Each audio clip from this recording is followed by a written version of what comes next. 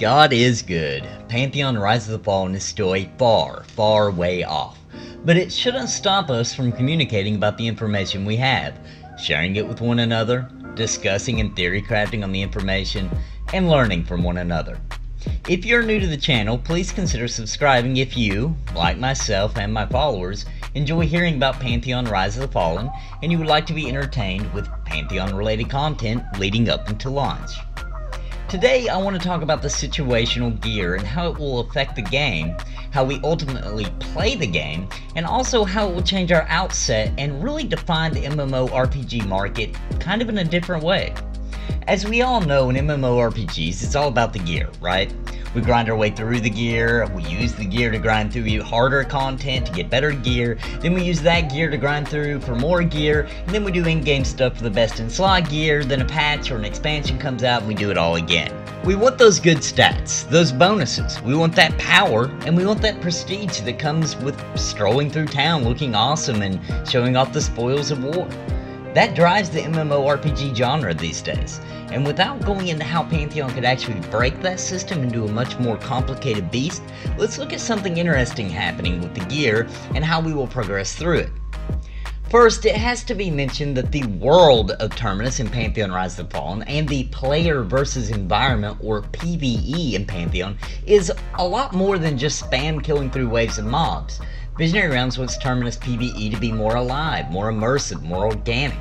They want us to contend with the forces of nature, the elements, the way we traverse the lands, the tools we need to properly scale that mountain, or the equipment necessary to cut through that darker than dark cavern.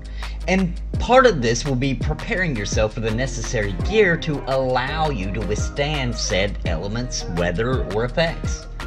So what Visionary Realms' core principle here, by the way, is to attempt to remove the best in slot piece that everyone knows that your level, your class, your race should wear. And that's the end of it. The mathematics proves it is the best overall, and if you don't have it, well, you need to get it, or you really can't compete on a high tier level. But this is impossible to just get rid of.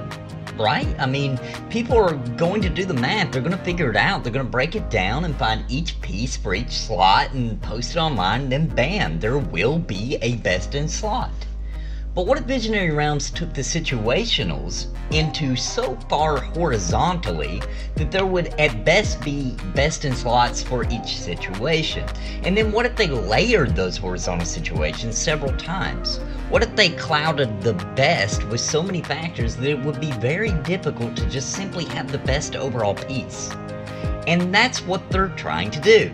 Let me explain. So first you will need to ask yourself, where am I? Because different areas will have different effects or climates, such as extreme heat, or extreme cold, or disease, or absolute darkness. There will be gear aplenty for each of these extremes to aid you. You will second need to ask, who is in my group? What race, classes, abilities, or even gear do they have to help with our specific situation? And then apply logic to balance it out with your own gear, abilities, race, and class. And third, what is it we will be facing? And there will be gear related to banes of different types of enemies. A water bane sword wouldn't be very effective if you were going down into an underwater cavern. Also, I'd like to mention, would your engulfed in flame sword be useless as well underwater? Etc, etc. So let's look at this. If there will be gear for different acclimations, for example, that offer resistance against extreme heat at a low tier, allowing you to seamlessly wander through, let's say, a desert all day, and at a high tier allowing you to actually go down into a volcano, then you will have content you need to wade through to acquire these extreme heat protections so that you could go with your friends to check out this awesome volcano, right? This makes a horizontal progression that means you will be playing the game for an extended period of even more time, gathering this particular elite set of extreme heat gear. But there will be gear designed for low tier to high tier for all of these acclimations. Gear for swimming faster, for example, so that you can keep up with your mere healer. Yes, please.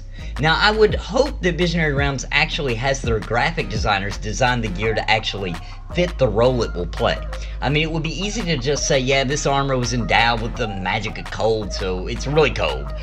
The frosty looking color, yeah, it's cold. I can go to hot places. I mean, that would be fine. I wouldn't complain. But imagine if they did it so that the gear has a story, has lore, and it looks the part. Like it looks aquatic in the actual design of the gear. Another example, perhaps a little easier to visualize, would be gear acclimated for resistance to cold, and the gear looks like it has stacks of pelts wrapped around it, a bear's giant head glaring over the top with wind protection over the mouth and nose.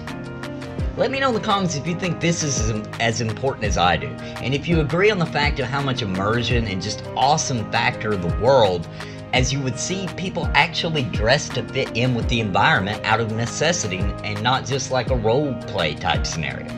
But it also would facilitate roleplay for those so inclined, and others would be involved in the backdrop world of the roleplay even without intending to be. I mean, it's just such a cool idea.